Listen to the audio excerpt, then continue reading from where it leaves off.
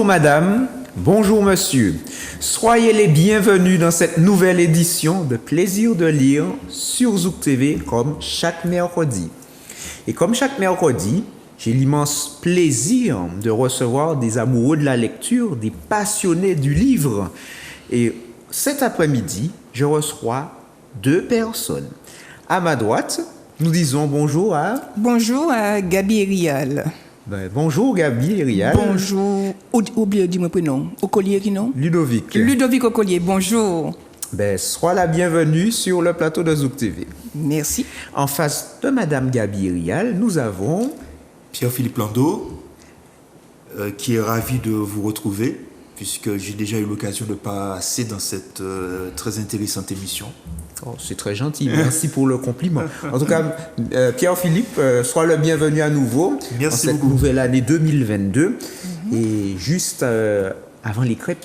Donc, en tout cas, merci de nous honorer de votre présence. Donc, comme chaque mercredi, nous avons la possibilité de réfléchir, de voyager, de rêver, d'imaginer un monde différent de celui que nous connaissons en ce moment. Et c'est ce que, justement, nous allons faire avec nos deux invités cet après-midi. Et donc, nous allons tout de suite vers Gabi et Rial, qui va nous présenter son ouvrage. Voilà. Alors, moi, qui présenter les autres livres moyens, Laissez rouler la voix d'or. Ça a fait moi plaisir parce que plaisir de lire, moi, pas de cette émission, mais moi, bien content. Vini Jodia, mais moi t'es vini le 18 novembre et puis trois autres matchs Gros-Mahonaise et puis un match Foyalaise pour présenter le livre nous t'es édité nous t'es sorti et puis jodi alors moi j'ai expliqué le livre là mais jodia ou moi l'opportunité de lire certains passages et ça a fait moi plaisir en pile parce que Laissez rouler la voix d'or c'est un livre moi écrit en les gros mots.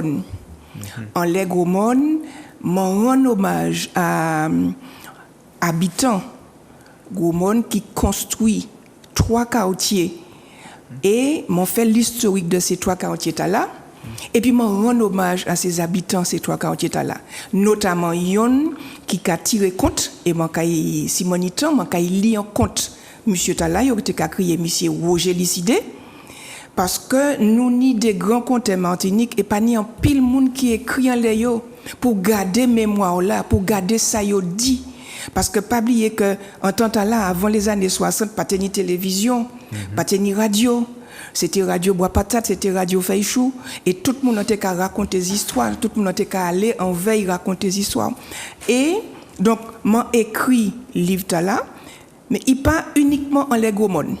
Il y a les Gaumont, il y a les 52 quartiers Gaumont, mais il y a sous la Martinique, il y a sous la Caraïbe par rapport à ça, nous vivons, par rapport à les ancêtres nous vivent. Donc, je vais transmettre et j'ai envie que mon Gaumont et toute Martinique li livre là pour comprendre qui moun nous y nous, les Gaumont et puis les Grèce Gaumont. Voilà. Et si vous pouvez permettre moi, donc c'est un livre, moi pas historienne et moi pas sociologue, mais moi écouté en pile ces grands mounons et moi raconter ça ces grands mounons et qu'à transmettre moi. Ensuite, comme c'est pas un livre d'histoire et puis un grand H, mais c'est un livre des histoires du Gomorrhe et des histoires de la Martinique et de la Caraïbe. Et de la Caraïbe. Alors il y a 70 textes. Donc, ce n'est pas un roman où dit qu'on a commencé aujourd'hui, on a fini. Aujourd'hui, on a envie de lire, on a lire, et puis soit on a rigolé en pile, soit ça a ramené longtemps en arrière, et puis on a dit effectivement, c'est comme ça fait. Et il y a une quarantaine de textes en français, il y a une vingtaine en créole, parce que je apprends à lire et écrire créole là, et ça qui n'y a, c'est que je vais expliquer ce monde. Ce n'est pas si difficile de lire ou matcher créole. L'important, parce que moi-même, je vivais dans le monde, tout le monde, là, nous, la campagne, c'était les parents qui parlaient créole, mais les enfants répondent en français. Donc, j'ai écrit certains textes, j'ai traduit certains. pour yo puisse faire une différence entre l'écriture française et l'écriture créole. Parce que on y a une saveur, là, on raconter une histoire. Bon, si vous pouvez permettre, je vais commencer la même. Pas de problème, nous là pour ça. Je vais commencer la même. Alors, c'est page 262. Alors, je vais commencer en créole, mais il y a un bel petit texte aussi en français. Ah, donc, dans le livre-là, il y a un morceau en créole et un morceau en français. Voilà, parce que le livre-là, il y a 70 textes, 70 histoires. Donc, en partie en français, la plus grande partie, en partie en créole, mais ni des textes créoles m'ont traduit en français. Donc, quand il lit les auditeurs, un texte qui fait avant 1960. Donc, c'était grand moment extraordinaire. Ça veut dire grand-mère inconsciente. Sideli, Epiti, Ishli et Zadia descendent visiter cathédrale Fort-de-France. Là, yo fini garder tout partout, yo prend chemin viré. Rivé en les grands boulevards en face la savane, Sideli, Karimathieu et Zadia pani paraplia. Et Zadia, est-il parapluie moyen? Où quitte parapluie moyen l'église là alors? Allez chercher Iba moyen. Coui. Et Zadia a couru en les boulevards là, qui a fait monter l'autocrasé. Sideli a crié. Et Zadia arrêtez là. L'auto a écrasé. Pas brûler pièce. Donc, dans cette histoire-là, je raconte comment une grand-mère a emmené sa petite fille à Fort-de-France en 1960. Et tiens, il a visité la cathédrale et puis madame l'a oublié Pépaï. Pépaï c'est parapluie. Il a fait il a traversé boulevard pour y aller chercher parapluie. Ni yon de l'auto Fort-de-France. Imaginez au monde qui sortit la campagne arrivé Fort-de-France, c'est pas circulation comme ça. Grand maman a dit il a traversé à chercher. Tiens, il arrive en mi-temps boulevard, l'auto qui a venu à droite. En mon l'autre côté a dit tiens mais pas traverser ou que fait l'auto traverse ou qu'il fait l'auto craser. La grand-mère sur un trottoir dit à l'enfant d'aller. Le piéton en face dit à l'enfant de ne pas bouger. L'enfant est debout au milieu du boulevard à écouter sa grand-mère qui lui dit d'aller et le piéton qui lui dit de ne pas aller. Et le piéton qui dit à la grand-mère madame, vous n'allez pas faire écraser votre petite fille pour un parapluie. Et la grand-mère qui répond au piéton, est-ce que c'est vous qui t'as acheté pas moyen bas moins? Ti maman il a m'envoyé chercher parapluie. Il anti rien même saute parce que papa il c'est grand-papa.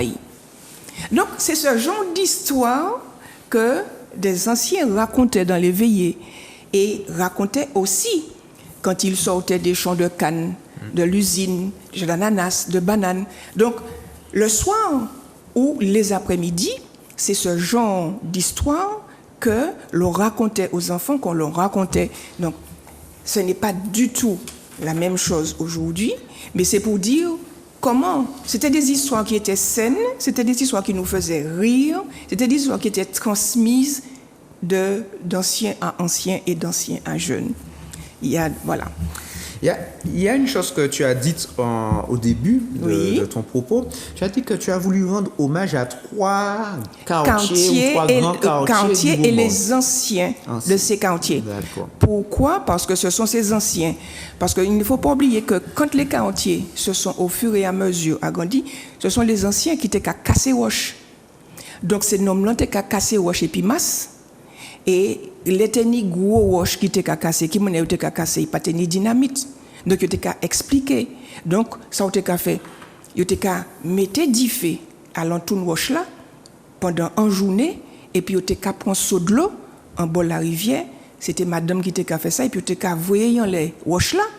Les roches étaient cassées, c'est madame là qui était qu'à chailler roche cassée en panier, entrer pour aller faire chemin. Donc les quartiers de Trou-la-Guerre, de Petite-Lézarde et de Ménian ont été construits de cette façon-là par les habitants du quartier. Ils ont aussi fait le passage Belle-Mine, de savoir, ils ont fait des guets pour permettre aux gens de ne pas se noyer quand il y avait des inondations. D'accord. Est-ce que tu peux reprendre pour nous, s'il te plaît, le nom des 3 quartiers, Troulaguerre? Alors, Troulaguerre, Ménian et Petite-Lézarde. D'accord. Parce que le Gros-Morne a 52, quelquefois on dit 54 quartiers, et il faut savoir que ces quartiers-là portent pour la plupart le nom des anciens colons. Il n'y en a que 2 qui portent le nom d'esclaves affranchis, à savoir Troulaguerre, parce que c'était un Africain qui était dans la milice. Et quand on faisait 10 ans de milice, on était affranchi. Et ces Africains qui étaient pendant 10 ans miliciens, que faisaient-ils? Ils étaient capables de puis chien et puis fusil pour aller chercher nèg marron. Et en bas, Gomon, c'est en commune bois. Alors, nèg marron, teni nèg marron, Gomon. Donc, là, ils ont passé 10 ans milice là. Ils étaient affranchis et puis ils étaient allés rester côté qui était libre. Et comme Gomon, c'est en commune qui ni en pile, alors c'est les colons étaient arrêtés au bout, mais les habitants étaient arrêtés dans les campagnes. Donc monsieur Laguerre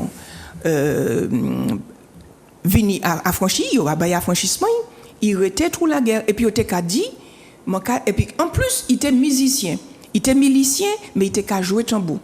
Donc les rives en quartier, comme c'est un quartier qui est à la limite du Lamentin, du Robert et du Gomorne, les gens n'ont qu'à parler, dit tout la guerre, t'es qu'à dire, mon qu'à descendre en misé moins en tout la guerre. Donc c'est de là le quartier Troulaguerre. Et Ménian, M-A-I-G-N-A-N, c'est la famille Ménian. Bon, c'est vrai que les yo ka parler que yo ka dit Magnan, yo ka dit Moyan, yo ka dit Moyan. Mais le quartier s'appelle Ménian parce que c'est la famille Ménian qui sort de Guyenne en Gascogne, qui était dans un premier temps des colons qui s'occupaient du cacao, ensuite du café et ensuite de la canne à sucre. Et cette famille Ménian était mariée avec la famille Poulette, enfin les Ménian et Poulet. Donc il y a un lieu dit qui s'appelle La Poulette et le quartier s'appelle Ménian. Mais laissez-moi n'en parler que yo ka dit Magnan. Et c'est vrai que tu un mec qui te connaît l'histoire bien, il te mettait en panneau Ménian. Mais ni des gens qui pas connaître yo ka dit Magnan. Bon, moi te demande mais rectifier parce que le gros problème c'est que quand on commet une erreur, au lieu de rectifier, nous ka dit il bon comme ça. Or il pas bon comme ça dans la mesure où ni un lot descendant la famille Ménian qui a arrêté en quartier. Et puis Petite-Lézarde, c'est l'un des quartiers qui porte le nom de la lézarde, de la petite lézarde. Il y a très peu de quartiers, donc je disais, il y avait 2 quartiers qui portent le nom des affranchis, c'est à savoir l'Essema et Troulaguerre. Et il y a un autre quartier aussi, c'est Sinaï.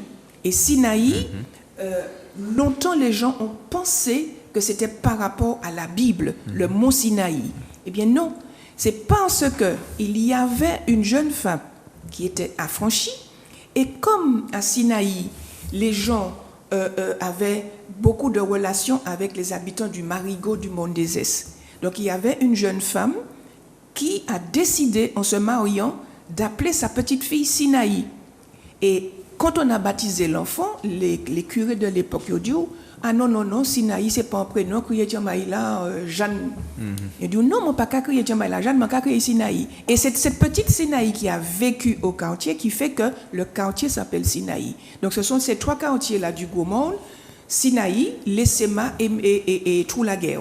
Mais les autres, ce sont des quartiers qui portent le nom des colons. Bardangles-Berne, Odilon, du Verger, Montvaudin, la Thibault, et puis c'est la rivière qui Gomona ou ni Ticlinette. Ticlinette, c'est la rivière qui a tombé dans la lézarde, c'est parce que Ténian Colon il était crié Bonnet Clignette et il était médecin à l'époque. Voilà. D'accord. Et quel était la place de ces quartiers justement dans la vie peut-être gomornaise ou martiniquaise à l'époque? Est-ce que c'est comme aujourd'hui? Puisque bon, moi je n'ai pas connu les années 60, je suis né dans les années 80. Donc, est-ce qu'il y a une différence entre ces quartiers de maintenant et par rapport à l'époque? Par rapport à l'époque, je trouvé que c'était des quartiers qui étaient extrêmement animés. Les gens qui disent comme ça, Petite-Lézarde, Troulaguerre et Ménian, c'est une fête patronale. qui sont aujourd'hui, il n'y a pas en fête patronale. En fête patronale, c'est la fête, la ville du Lamentin, la ville du Robert, la ville du Gaumont. Mais est-ce qu'on peut comprendre des petits quartiers comme ça, il y a une fête patronale? Et qui c'est qui a créé fête patronale? Donc, il y a une, et qui nous sont encore là? Chouvalbois. Il y a une Chouvalbois, il y a une théâtre, parce que il y a une maison, en maison, que il y a fait théâtre. Donc, il y a créé ça à l'époque, pièce-concert.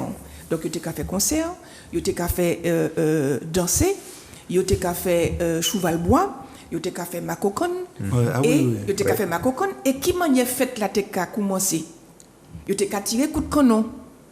Et coup de canon qui m'a préparé canon, c'était goun bambou, il y a porté goun bambou, ou qu'a mettre pétrole là-dedans, ou qu'a mettre l'autre là, et puis il calimé, il a été fait boum.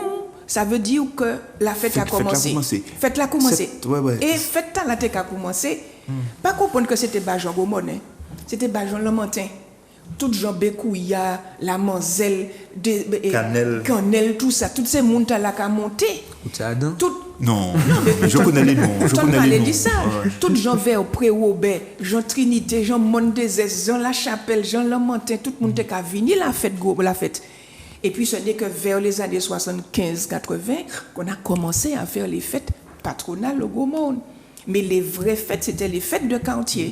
Il y a eu aussi Alors, il y a un quartier qui est le plus grand quartier du Gaumont, qui est Rivière-les-Ordes. On y Rivière-les-Ordes 1, on y Rivière-les-Ordes 2, on y Rivière-les-Ordes 3.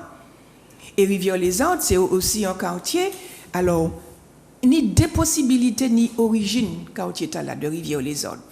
Parce que t'es des colons, ils ont franchi des milates, ni on a crié Prosper les arbres, et l'autre a crié Rivière les arbres.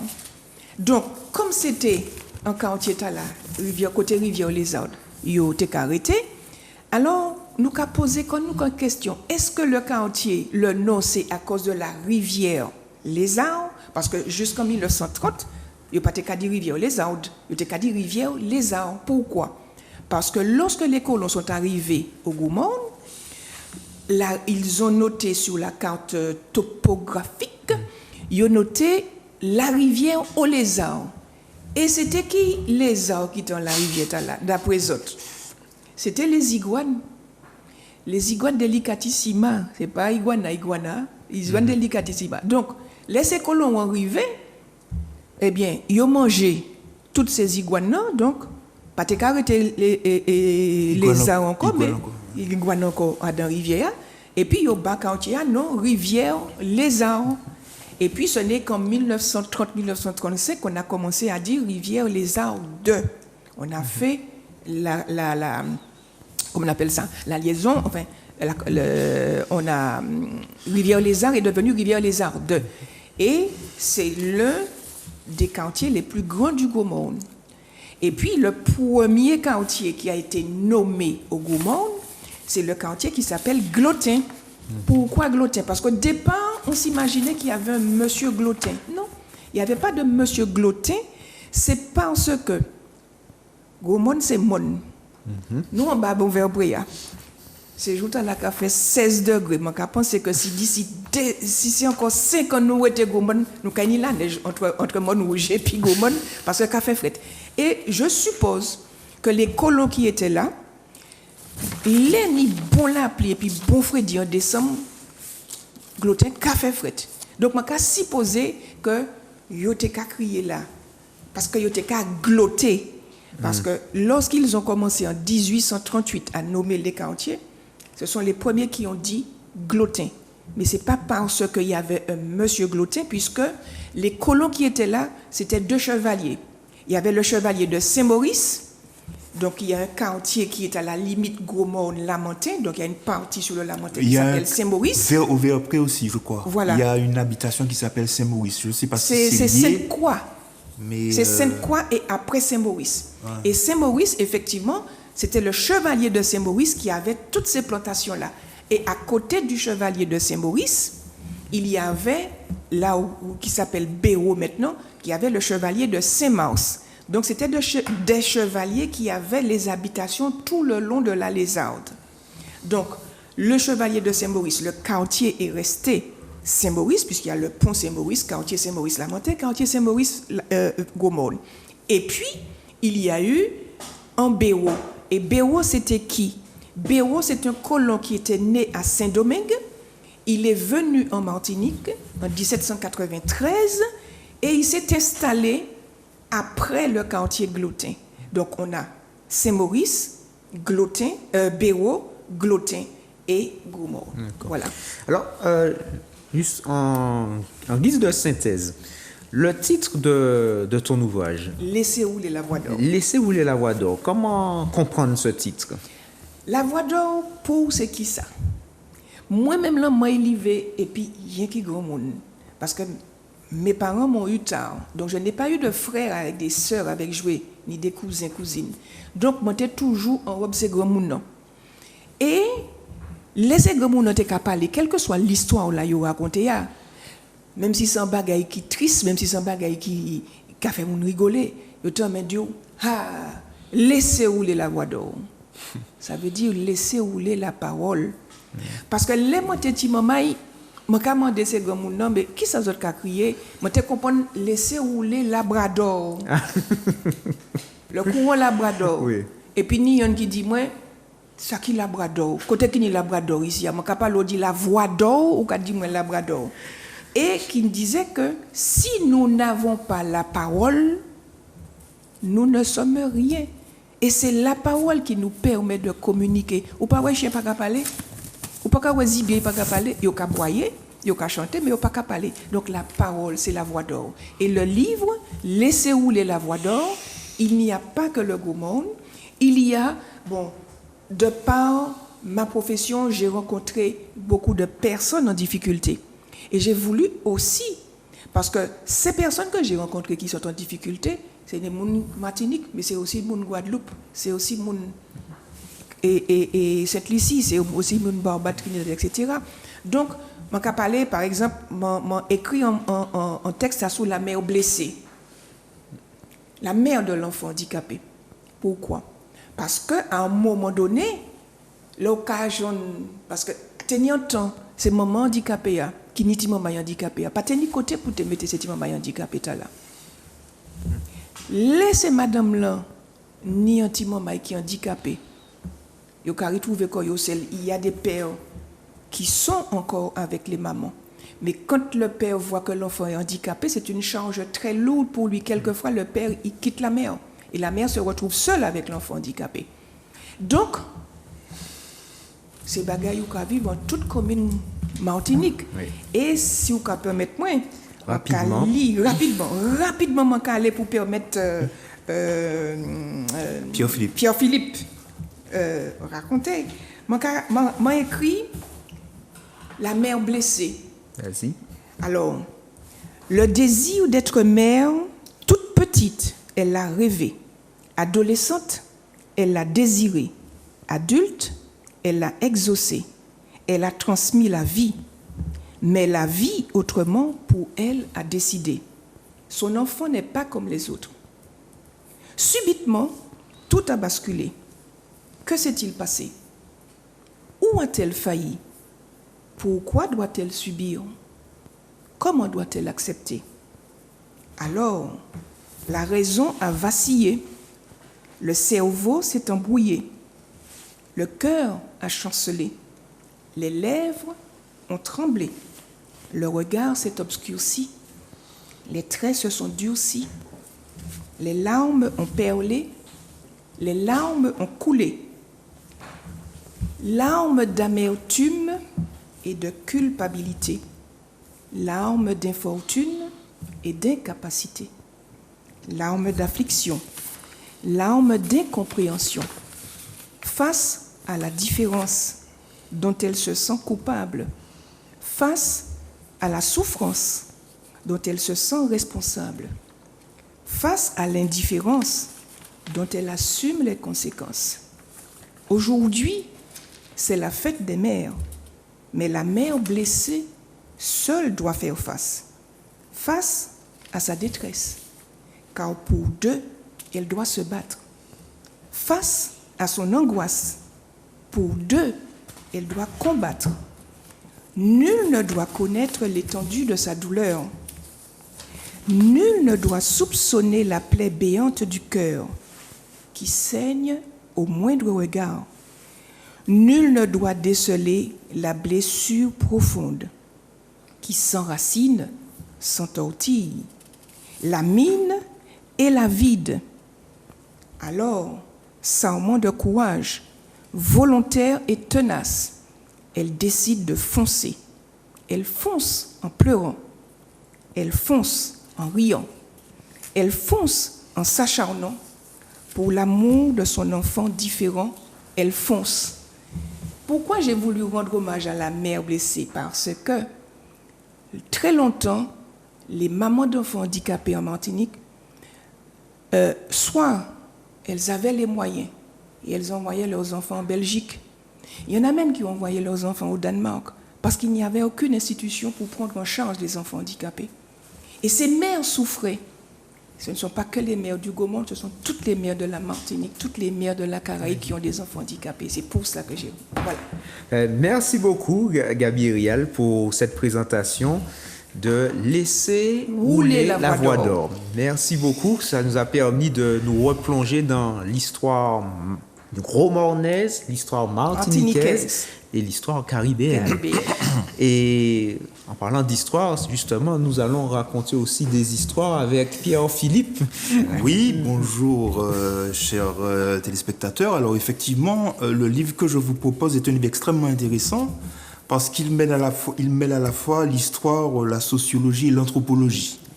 Alors, le livre en question est intitulé « Le Bagnard et le colonel ». C'est un livre qui a été écrit par un anthropologue qui s'appelle Richard Price, qui est un anthropologue américain qui connaît bien la Martinique parce qu'il y a vécu plusieurs années et il continue à y venir régulièrement. Il est arrivé en Martinique pour la première fois en 1962, il avait une vingtaine d'années et il s'est installé du côté des Anses d'Arlé, de Petit-Anse, et il a étudié un petit peu le fonctionnement, les attitudes, les coutumes, les pratiques des gens du coin. Et donc, il a écrit plusieurs livres, dont Le Bagnard et le colonel. Mais Le Bagnard et le colonel ne parle pas seulement que des pratiques culturelles de cette région. Il s'intéresse en particulier à un personnage extrêmement intéressant qui a passionné donc Richard Price, qui s'appelait Médard Haribo. Alors, Médard Haribo, qui c'est? Mais on a tous entendu parler de lui. C'est le fameux bagnard donc, qui a construit la petite maison, donc qu'on a appelée depuis la maison du bagnard, la petite maison tarabiscotée qui se trouve donc en face du rocher du Diamant. Voilà. Donc, il consacre un bon tiers de son livre à l'étude du fonctionnement de ce personnage-là, qui est effectivement un personnage extrêmement intéressant. Donc, je vais suivre un petit peu le plan pour présenter le livre. Je vais suivre le plan de l'ouvrage. Le livre est écrit en 3 parties. Il y a une première partie qui est consacrée à des événements auxquels Médard Haribo a participé donc dans les années 1925, en 1925. Ensuite, il y a donc une étude du personnage et puis Richard Price termine en évoquant justement les pratiques culturelles des pêcheurs, en particulier des Anses d'Arlé, de Petit-Anse, et la manière dont ces coutumes-là ont évolué. Alors, en ce qui concerne la première partie, c'est-à-dire des événements dramatiques qui se sont passés au Diamant en 1925. Alors, qu'est-ce qui s'est passé cette année-là? Il y a eu des élections au mois de mai, dans un contexte très particulier, c'est-à-dire que nous sommes à une époque où les forces de gauche commencent à prendre quand même pas mal d'ampleur en Martinique, aux Antilles, notamment sous la houlette, sous la direction du député de Sainte-Marie, là, Joseph Lagosilière, voilà, qui est très, très écouté, disons, par la population laborieuse de la Martinique, et qui donc se déplace de commune en commune pour soutenir des candidats aux élections. Alors Lagosilière, c'est un socialiste, et il est du côté des ouvriers de la canne en particulier, parce que, à l'époque, les ouvriers sont écrasés, comme on peut l'imaginer, par la toute-puissance des béquets. Et ils sont d'autant plus écrasés que dans les années 1920-1925, les béquets sont devenus extraordinairement riches, beaucoup plus riches qu'ils n'étaient auparavant, à cause des conditions de la Première Guerre mondiale, puisque la France, manquant de sucre et d'alcool, à cause des destructions dues à la guerre, a eu besoin de sucre en grande quantité, d'alcool également. Et ce sucre-là a été importé des Antilles. Donc les industriels ont vendu du sucre par milliers de tonnes, et on considère que le prix du sucre entre la fin du 19e siècle et les années 1920 avait quand même été multiplié par 10. Donc je vous laisse imaginer les fortunes que ça a occasionné. Donc on a d'un côté des béquets extrêmement riches et de l'autre côté des Noirs exploités de manière complètement éhontée et qui sont bien évidemment dans la misère. Donc ces Noirs-là trouvent chez un certain nombre d'hommes politiques, en particulier des socialistes, des leaders qui pourraient leur permettre de sortir un petit peu de leurs conditions. Donc les affrontements politiques sont extrêmement brutaux, extrêmement caricaturaux, extrêmement tranchés. Vous avez d'un côté les hommes politiques soutenus par les béquets, et de l'autre côté des hommes politiques qui, au contraire, essaient de défendre les droits des travailleurs. Et donc, quelles que soient les élections, que ce soit les élections cantonales, municipales ou bien législatives, on retrouve le même schéma. Et donc, en 1925, il y a une série il y a des élections municipales. Et la tension entre ces deux tendances-là que j'ai évoquées est très forte partout, et en particulier au diamant. Alors, non seulement la tension est vive au niveau strictement politique, mais en plus, il faut garder à l'esprit que c'est une période pendant laquelle il y a quand même énormément de fraude politique, de fraude électorale, pardon, et cette fraude-là, elle provient de tous les camps. On ne peut pas dire qu'il y ait un camp qui se soit montré plus honnête que les autres. Et donc, la fraude est quand même très, très, très latente, si vous voulez. Et à l'occasion donc de ces élections-là, le gouverneur Richard, le gouverneur de la Martinique, donc qui est quand même du côté des béquets, parce que il faut pas se leurrer, l'administration a choisi son camp dans cette opposition entre groupes sociaux. Et l'administration soutient de manière très, très, très évidente les possédants. D'accord ? Donc, quand il y a des élections, les candidats des béquets ont la certitude d'être soutenus de manière plus ou moins honnête d'ailleurs par les autorités coloniales. Et donc c'est le cas pour cette année 1925 là, puisque le gouverneur Richard, le gouverneur de la Martinique qui s'appelle Richard, prend une série de dispositions pour faire en sorte que ce soit le candidat donc des béquets qui l'emporte aux élections du diamant. Alors il y a deux personnes qui se font face, deux candidats qui se font face. Un usinier qui est lui-même blanc créole, même s'il n'habite pas le diamant, et qui s'appelle le colonel Doc Opens, qui est le propriétaire de l'habitation d'Isaac au diamant, d'accord, et qui donc se présente aux élections, et il a en face de lui un noir, donc un antillais noir qui s'appelle Giscon. Il a Orion Giscon, et donc la tension est extrême. Pendant ce mois de 1925. Ce mois de mai 1925, la tension extrême, il y a un premier tour des élections, et à cette occasion-là, donc les gendarmes, pour éviter, enfin, disons, pour protéger le candidat du gouvernement, mais prennent prétexte d'empêcher qu'il y ait des fraudes. Et pour ce faire, ils investissent la mairie. Ils entrent dans la mairie, ils empêchent à des gens de voter, ils limitent les accès à la mairie. Enfin, il y a toute une série de difficultés qui se déroulent à ce moment-là. Et bien évidemment, donc les partisans de Giscon ne se laissent pas faire, les socialistes ne se laissent pas faire, les Noirs ne se laissent pas faire. Donc ils entrent en conflit, si vous voulez, avec les militaires, les gendarmes qui étaient chargés donc de surveiller la mairie. Et à cette occasion-là, les gendarmes tirent, ils tirent sur la foule, ils tirent sur la population et ils abattent 8 personnes. Ils abattent 8 personnes. On donne leur liste dans le livre, la liste des morts, etc. Donc, grosse émotion, bien évidemment, au Diamant, mais dans les autres communes de la Martinique. Et les partisans de Giscon estiment que, c'est totalement inadmissible et que, bien évidemment, il faut se venger de cette tuerie qui a eu lieu. Et donc, ils se mettent à surveiller le colonel de Coppens, d'accord ? Et le lendemain, il est abattu d'un coup de fusil. Le colonel de Coppens est abattu d'un coup de fusil par donc ses adversaires politiques. Au lendemain du premier tour. Au lendemain de la tuerie qui avait eu lieu donc dans le cadre du premier tour des élections. Voilà. Donc on a affaire à une tuerie qui n'est pas la seule d'ailleurs à l'occasion de ces élections-là, parce que dans la commune voisine de Ducos, le même jour, pratiquement, il y a eu également un assassinat politique dont vous avez certainement entendu parler. C'est l'assassinat donc de deux conseillers généraux, Zizine des étages, qui ont été tués aussi sur ordre.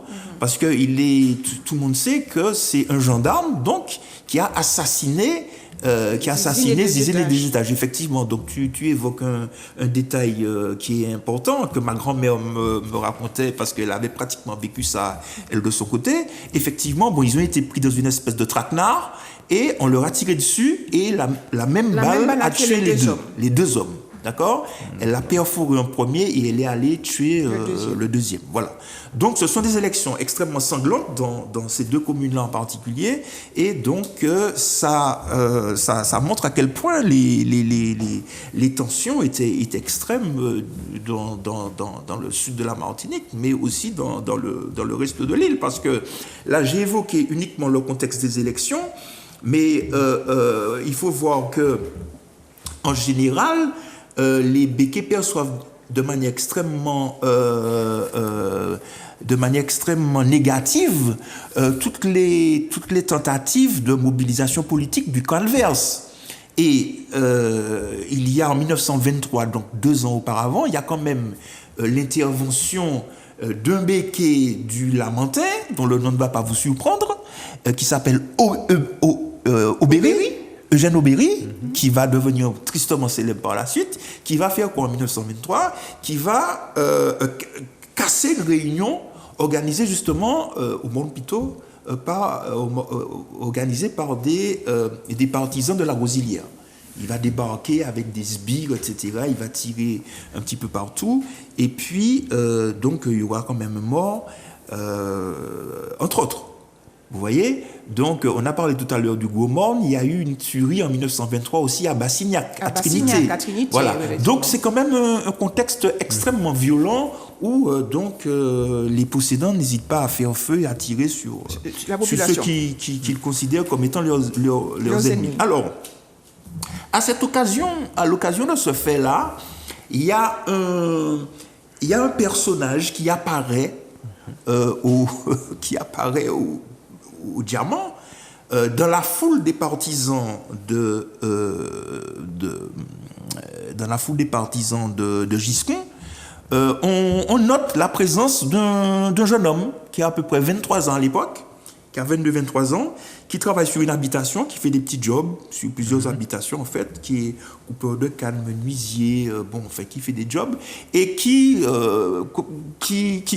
lui aussi fait partie des manifestants. Et ce jeune homme-là va devenir célèbre par la suite, puisqu'il n'est autre en fait que Médard Haribo, qui commençait déjà à faire parler de lui à l'époque. Le fameux bagnard. Le fameux bagnard donc, dont j'ai évoqué l'existence de la maison. Alors Médard Haribo, à l'époque, il n'a pas encore l'aura qu'il aura par la suite, mais à ce moment-là, donc je vous l'ai dit, il travaille sur une habitation, mais il s'est déjà fait remarquer parce qu'il a eu affaire à plusieurs reprises avec la justice. D'accord ? C'est un gars qui a déjà volé et qui se met à voler de plus en plus régulièrement, à commettre des vols, des chapardages, pas des vols très très graves, hein, mais des vols de nourriture, des vols d'outils, des vols d'objets, etc. Alors, ce qui est assez intéressant, c'est qu'il vit dans une grotte qui est en face du rocher du diamant. Et dans cette grotte-là, il entrepose tous les résultats tout le butin donc, de ses vols, à tel point qu'il y a des gens qui vont même passer pratiquement des commandes de riz, de viande salée, d'huile, etc. auprès de lui, parce qu'ils savent qu'il entrepose le résultat de ces vols. Il volait les nègres des il habitations, il volait surtout. Alors justement, il a eu affaire avec le colonel de Coppens. D'accord. Auquel il avait volé je ne sais trop quoi sur son habitation, et le colonel de Coppens sera la première personne à porter plainte contre lui en fait, et il va se retrouver à la suite de ça, il va se retrouver en prison, et il va faire plusieurs séjours en prison entre 1925 et au début des années 1930. Bien, donc au début des années 1930, il a déjà commis pas mal de vols. Et il se trouve qu'en 1933, il y a une loi qui sort, une loi extrêmement sévère, et une loi qui dit que dorénavant, on va envoyer au bagne tous les gens qui sont récidivistes, même lorsqu'ils ont commis des larcins pas forcément très très graves. Et comme lui, il volait depuis une dizaine d'années, il s'est fait condamner en 1933 au bagne. Et il se fait envoyer en Guyane, justement, on parlait de la Guyane tout à l'heure, il se fait envoyer en Guyane, où il va rester finalement 20 ans. D'accord ? Alors, il faut savoir qu'il avait pris l'habitude déjà en Martinique, hein, et cette habitude-là va continuer en Guyane, il avait un certain sens artistique, hein. Il dessinait pas mal de choses, il sculptait pas mal de choses, des bustes de personnages, il sculptait aussi des bateaux, des choses comme ça. Et il va continuer à faire ça pendant toute sa vie. Donc il se retrouve en Guyane. Et en Guyane, il se trouve... Alors c'est très intéressant parce que dans le livre, on trouve une description assez précise du fonctionnement du bagne. D'accord ? Il y a beaucoup de détails intéressants que vous allez trouver, que vous allez lire, que vous allez apprécier. Alors, en gros, je ne veux pas trop entrer dans les détails parce que je ne vais pas m'arrêter. Mais en gros, il y avait 3 catégories de bagnards. Il y avait donc les relégués, les déportés et les transportés. D'accord ? Lui, il se trouve inclus dans le groupe des relégués, qui est le groupe le plus, enfin, qui regroupe les personnes les plus dures, si vous voulez. D'accord ? Et il va donc être avec des bagnards extrêmement bruiteux, extrêmement violents, mais grâce à sa force physique, il va réussir à traverser les années, à traverser aussi les difficultés du bagne, parce que le bagne est extrêmement contraignant. Bon, les lois sont terribles, les relations elles-mêmes entre bagnards sont pénibles, les types se tuent entre eux, ils se trahissent, ils se trucident, enfin bon, c'est vraiment horrible. Et après, donc, toutes ces années-là, il rentre quand même en Martinique en 1953. Donc 20 ans après, il rentre en 1953, 20 ans après, et il va vivre encore une vingtaine d'années, puisqu'il va décéder en 1973. Et pendant donc les 20 années qu'il va passer en Martinique, entre son retour du bagne et son décès, il va faire construire justement la petite maison qui se trouve en face du rocher et qui est dorénavant connue sous le nom de Maison du Bagnard. Voilà, donc tout ça est très bien raconté dans le livre. Et donc je vous invite à le lire aussi pour un bon moment de lecture plaisir. Alors, merci beaucoup Pierre-Philippe qui nous a présenté Le Bagnard et le Colonel qui s'affiche. Et si comme Pierre-Philippe, si comme Gabi, vous voulez partager avec nous un coup de cœur, quelque chose qui vous a marqué, un livre que vous avez lu récemment ou il y a longtemps, ben vous pouvez vous joindre à nous en composant le numéro qui va s'afficher, le 06 96 19 41 13. Et ce sera un grand plaisir pour nous de vous recevoir sur le plateau de Zouk TV dans Plaisir de lire. Merci Pierre-Philippe. Merci Gabi. Tout le plaisir a été pour moi. Merci. Tout le plaisir a aussi été pour moi parce que c'est vrai que parler du Gomorrhe, parler de la Martinique, et puis entendre ce qu'a dit Pierre-Philippe sur le Bagnard. Bon, je connaissais vaguement l'histoire, mais c'est très intéressant. Et puis, ce que je constate, c'est que de plus en plus, les Martiniquais lisent. Au moment où il y a une librairie ou des librairies ont fermé, au moment où des librairies ferment, je constate que les gens lisent et recommencent à lire. Eh bien, je dis, tout le monde continue parce que c'est bon bagaille. Merci beaucoup. Sur ces belles paroles, nous vous saluons chez vous. Bon après-midi et nous vous disons à très bientôt.